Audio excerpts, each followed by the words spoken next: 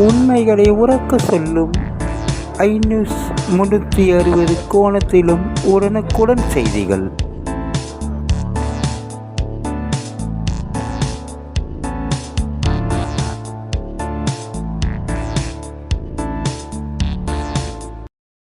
கிருமிகளை அழிக்கும் நோய்கள் வராமல் தடுக்கும் வாங்குங்கள். வெல்கம் பெனாயில் மற்றும் கிளீனிங் பொருட்கள் உங்கள் வீட்டு அருகில் கடைகளில் கிடைக்கும்.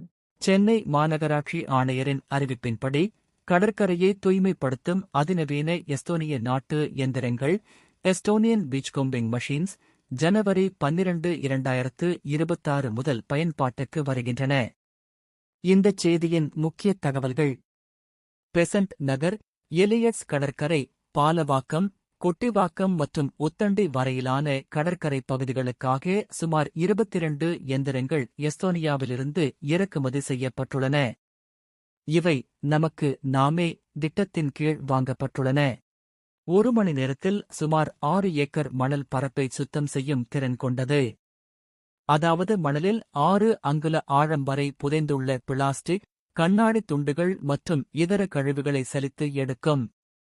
இதில் ஜிபிஎஸ் மற்றும் எரிபொருள் கண்காணிப்பு வசதிகள் உள்ளன.